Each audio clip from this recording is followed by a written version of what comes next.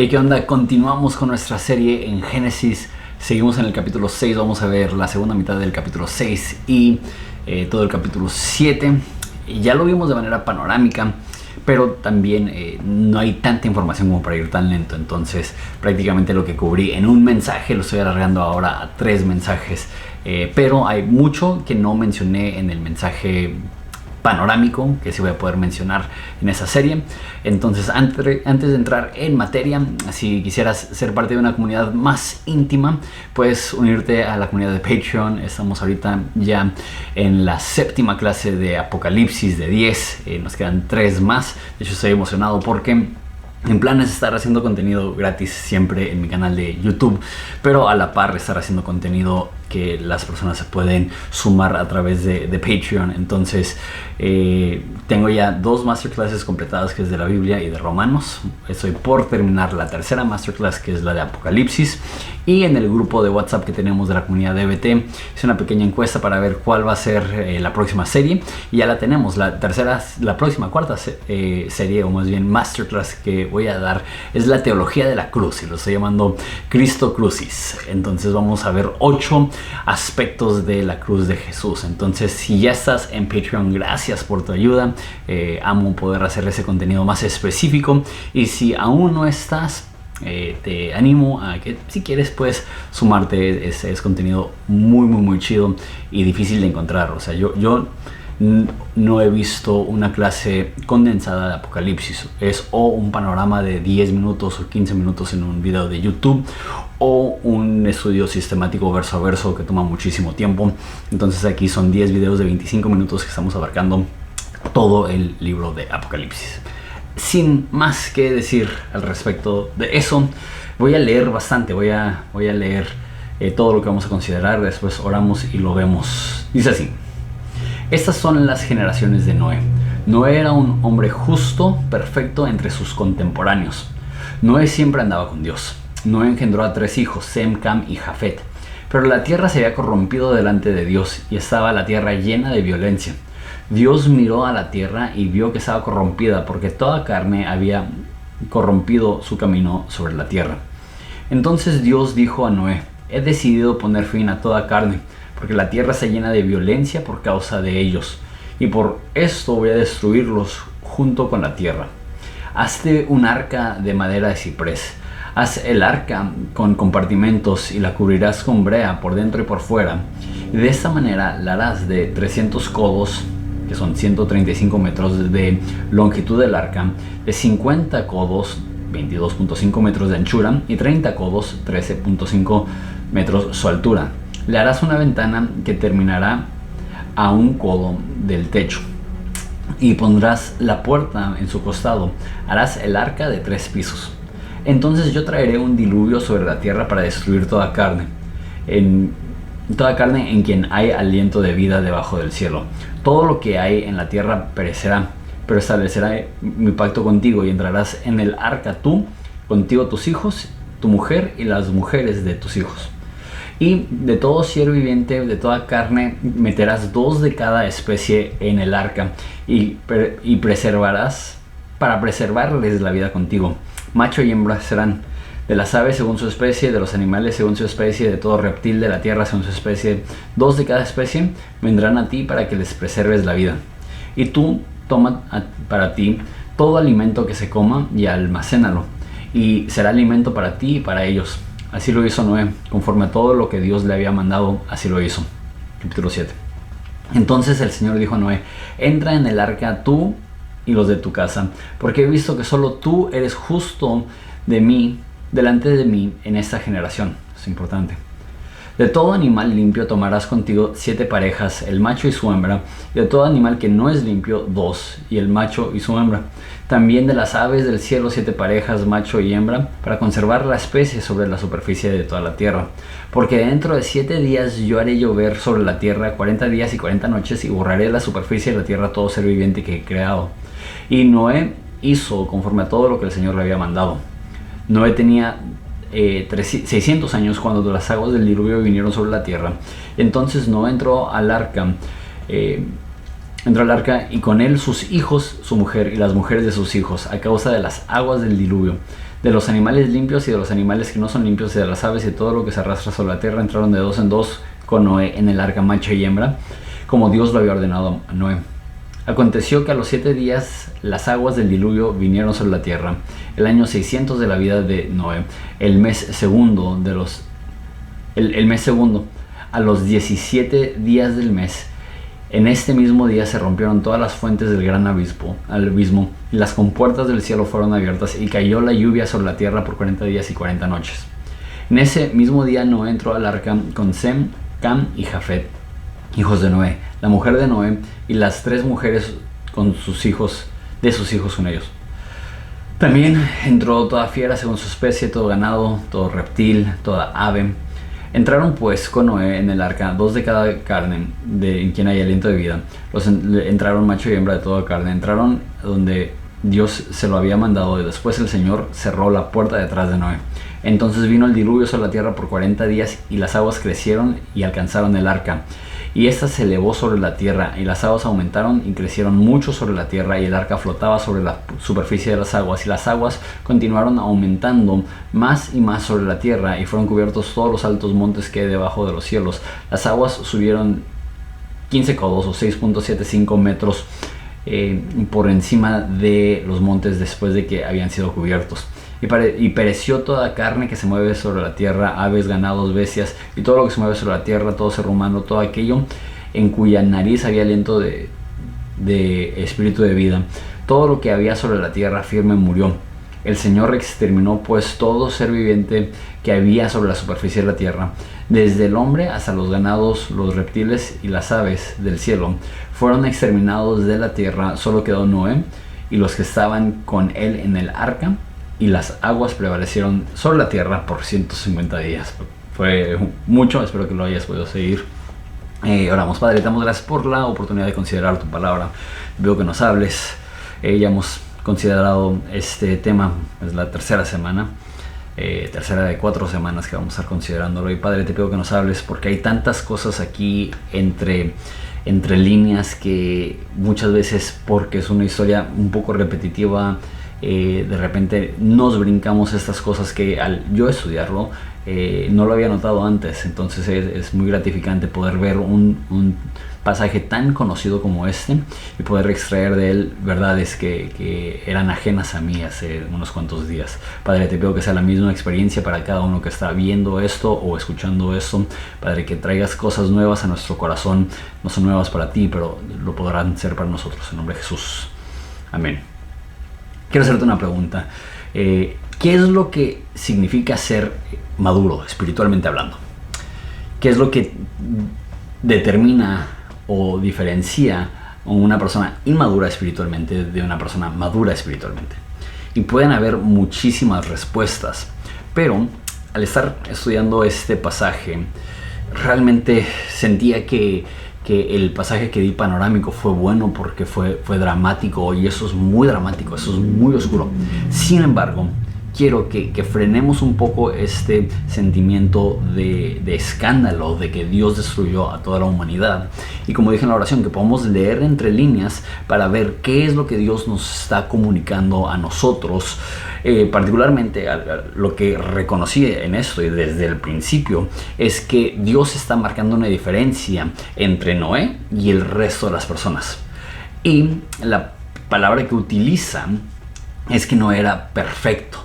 Y cuando tú y yo vemos perfecto, decimos que nunca pecaba. No, es evidente que no. Vamos a ver en unas cuantas semanas que lo primero que hizo Noé al salir del arca es que se emborrachó y maldijo a uno de sus hijos por haberlo visto desnudo.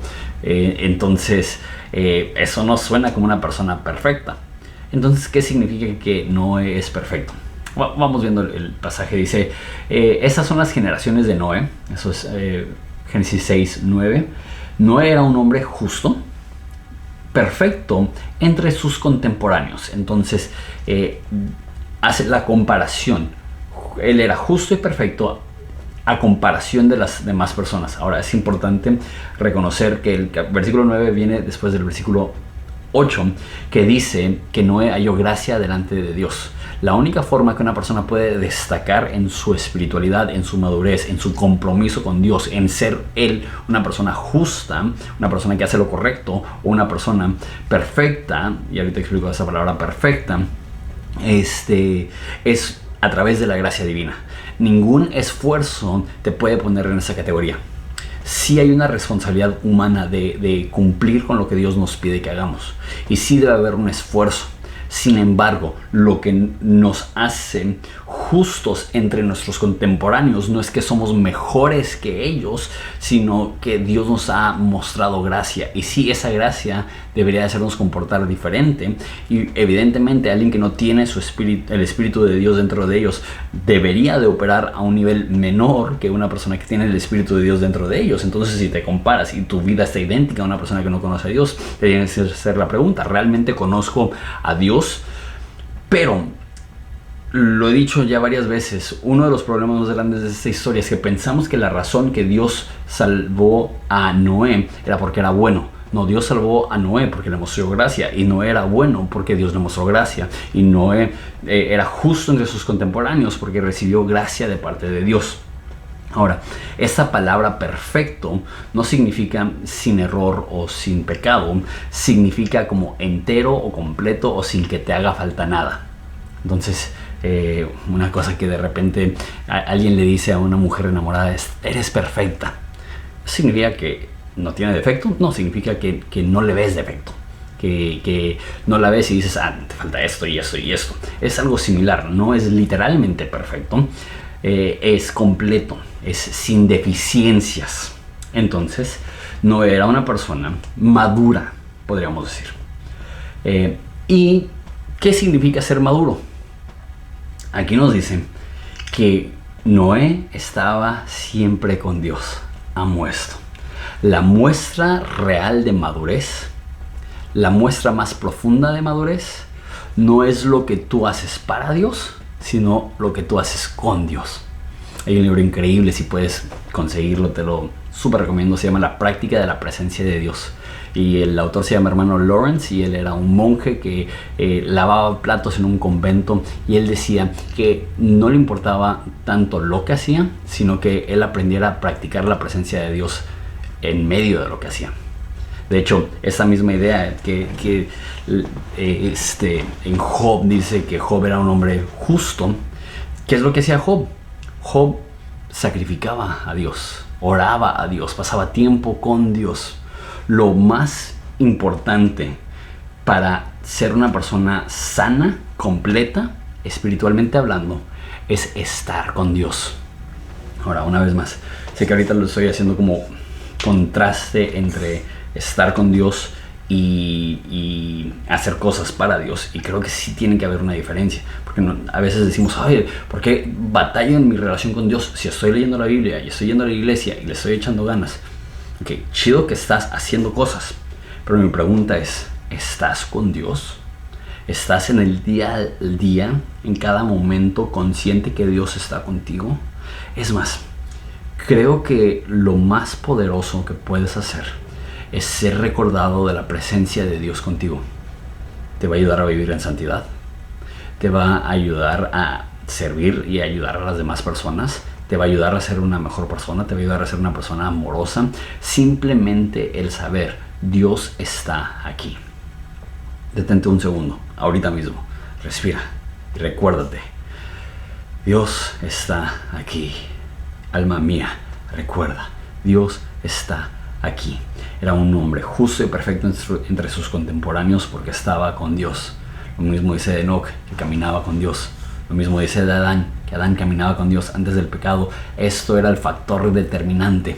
Y cuando el pecado una vez más sea removido, ¿cuál será la recompensa para la humanidad? Dios mismo estará con ellos y ellos estarán con Él. La intimidad que se perdió en el jardín se recuperará en la nueva tierra y en el nuevo cielo. Y hasta ese momento, lo que nos identifica como personas maduras en nuestra relación con Dios es esa intimidad. Primera de Juan es uno de los libros que más amo, y tiene esa idea de permanecer También Juan, el Evangelio, dice: permanezcan en mí y yo en ustedes, porque aparte de mí nada pueden hacer. La primera señal de madurez es estar con Dios, es caminar con Dios, es gozar de la compañía de Dios. La segunda señal de madurez es sacrificar para Dios, y es en ese orden. Estamos con Dios y le damos a Dios. Nunca al revés, nunca es le damos a Dios para estar con Él, es estamos con Él y queremos darle. Voy a llegar a ese punto en un ratito. Entonces dice que Noé engendró a 3 hijos, pero la tierra se había corrompido y la tierra estaba llena de violencia. Eso es interesante. Dice que no era justo, y la explicación que da aquí es que es justo porque andaba con Dios. Y aquí dice que la tierra se había corrompido, y la razón que se había corrompido la tierra es porque, ¿lo dice aquí? Sí, dice en versículo 13 que la tierra se había llenado de violencia, versículo 11 y también versículo 13. Entonces la única explicación que nos da de qué manera justo Noé era porque caminaba con Dios, y la única explicación que nos da de por qué estaba tan corrompida la tierra es porque las personas caminaban en violencia. Eso se me hace curioso. En otras palabras, lo primero que surge en la experiencia humana cuando nos alejamos del plan de Dios para nosotros es violencia. Eso es algo que como cristianos tenemos que tomar a pecho. Hay tantos cristianos violentos los unos con los otros. Estaba hablando con un misionero que tiene 40 años, una persona que todo el mundo respeta, y me dijo, muchas personas me han criticado, soy una persona quizá criticado más del promedio, y me habló esa persona, y me dijo: Jonathan, fíjate que tengo 40 años en el ministerio y tenía mucho tiempo que no me llamaban hereje. Hereje significa alguien que está tan perdido en su teología que se ha descalificado a ser cristiano. Y me dijo: qué fuerte, o sea, me sacudió. Y yo digo, ¿cómo alguien puede decir esto de una persona cuya trayectoria es intachable, que ha sacrificado su vida para Dios como misionero, que no tiene escándalos, que no tiene áreas de su teología que están fuera de la ortodoxia? Simplemente hay personas así que se la pasan peleándose con otros cristianos y peleándose con otros cristianos y peleándose con otros cristianos. Hay personas que se las pasan peleando con gente que no es cristiana. Es más, si le preguntáramos a no cristianos y les dijéramos ¿cuál es la peor parte de la iglesia?, probablemente dirían su agresividad hacia las demás personas. Debemos de ser pacificadores, bienaventurados los pacificadores, dice el Sermón del Monte. Ahora, no estoy diciendo que nunca defendemos al indefenso, al contrario, también tenemos un compromiso de defender al indefenso. Tenemos el compromiso de ayudar a los vulnerables, de proteger a los vulnerables. Pero, mínimo en este pasaje, lo primero que nos menciona el autor de Génesis es que cuando las personas se desvían de la intención de Dios para su vida, empiezan a abrazar la violencia. Me gusta más como lo escribí aquí. Dice: una de las primeras cosas que surgirá en la experiencia humana cuando nos corrompemos del modelo divino es que abrazamos la violencia. Una vez más, esto es un mensaje importante para nosotros como cristianos, con actitud de combate. Entonces Dios miró la tierra y vio que estaba corrompida. Entonces Dios le dijo a Noé: he decidido poner fin a toda carne, porque la tierra se llena de violencia por causa de ellos, y porque los voy a destruir junto con la tierra una vez más. La forma que el autor de Génesis como que da una explicación de por qué fue el diluvio no es tanto como Dios enojado diciendo porque a fin de cuentas está diciendo que el problema con la humanidad es la violencia. Aquí no veo yo a un Dios violento, veo a un Dios triste. Hablamos la semana pasada que estaba triste de corazón y que entendían que la humanidad se había corrompido a tal nivel que la única forma de rescatar al mundo era limpiar el mundo de esta maldad. Y si la hipótesis que tuve la semana pasada, que el hombre en los tiempos de Noé estaba totalmente corrompido y que el hombre justo antes de la segunda venida de Jesús va a estar totalmente corrompido, han pasado de los tiempos de Noé, si las cronologías de Génesis son completas, como 4000 años desde Noé. Eso significa que Dios ha conservado un remanente en 4000 años, que el hombre está perdido, pero que el hombre no está tan perdido como lo llegará a ser. Se ha corrompido, pero no tanto como lo estaba en ese momento. Entonces, cuando él limpia el mundo, ahora la forma que lo dije no me súper encanta, pero reseteó la máquina y la máquina sigue avanzando de la humanidad y sí se va corrompiendo cada vez más, pero sigue habiendo un remanente. Entonces le dice que haga un arca. No voy a leer todo porque ya lo leí una vez. Entonces le dice, haz un arca de madera y entra tú a esa arca. Dice versículo 18, estableceré mi pacto contigo y entrarás tú al arca contigo, con tus hijos, tu mujer y las mujeres de tus hijos. Entonces, es importante cuando estudiamos el Antiguo Testamento siempre hacer esta pregunta. Hay algo aquí que nos comunica a Jesús. Y el arca es un buen ejemplo de esto. Noé era un hombre que halló gracia. Y halló gracia porque él pudo entrar a la barca y ser salvado. De la misma forma, nosotros necesitamos una salvación de un juicio venidero, de un juicio que merecemos, de un juicio que va a aplastar la tierra. Y nuestra arca es Jesús. Y la madera de la cruz es lo que nos permite no ser destruidos por la ira de Dios. Entonces aquí vemos que Jesús es nuestra arca, por la cual podemos escapar la ira de Dios. El justo castigo que amerita nuestros pecados los escapamos a través de Jesús. Ahora, dice que después de esta arca va a hacer un pacto. Y una vez más, hay cosas aquí que veo que son simbólicas, porque después en Éxodo vamos a ver a lo que se llama el arca del pacto. Mismas palabras. Y el arca del pacto era en la presencia donde estaba Dios en el templo.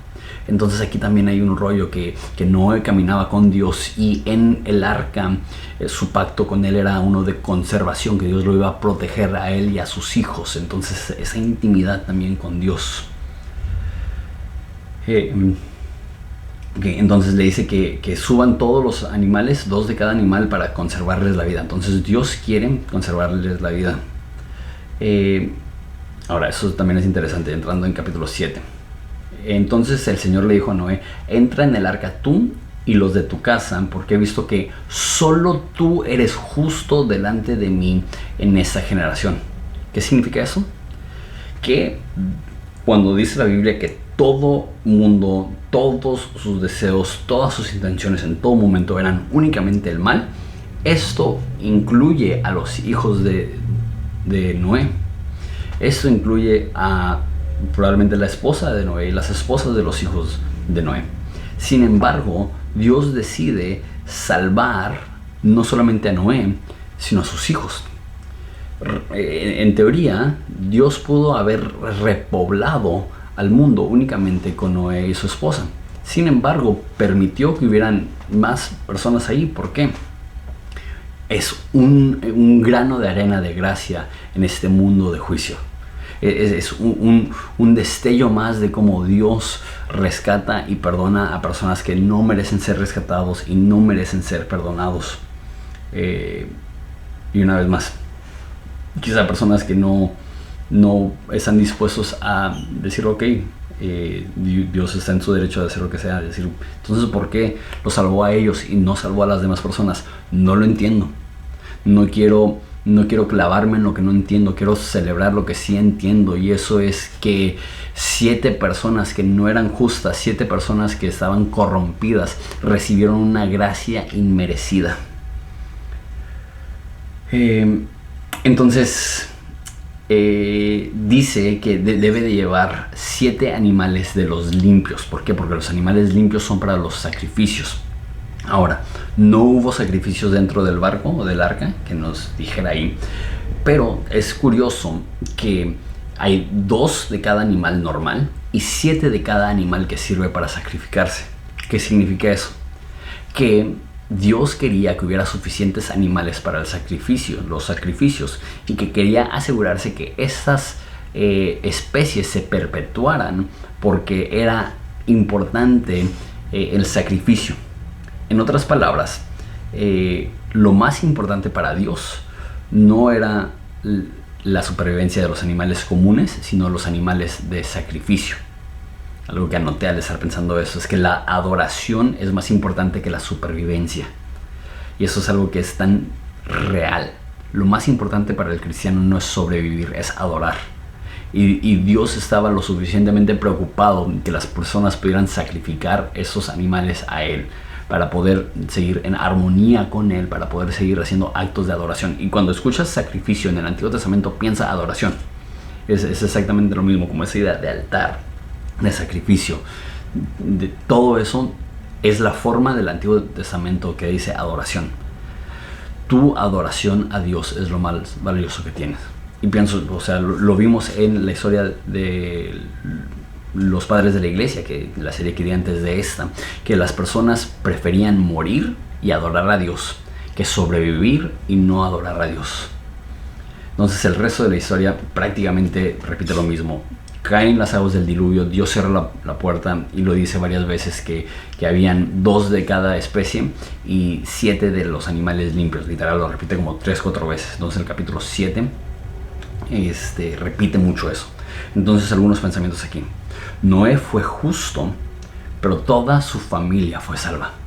Veo gracia aquí. Y sabes, también otra cosa que veo aquí, y eso es algo que también enseña el Nuevo Testamento, es que cuando tú tienes fe, aquellos que están más cercanos a ti van a beneficiar de esa fe. Cuando tú eres una persona de integridad, no solamente va a ser de beneficio para ti, va a ser de beneficio para todos los que te rodean, para todos los que están cerca de ti. Tiene consecuencias positivas que ni siquiera tenemos idea ser obediente a Dios. Y la Biblia habla tan fuerte de esto que dice en el Nuevo Testamento que hay personas que van a ser salvos por nuestra influencia. Ahora, nosotros no podemos salvar a nadie, pero habrán personas que al ver nuestra fe, su fe va a ser estimulada a tal grado que van a entablar una relación con Dios.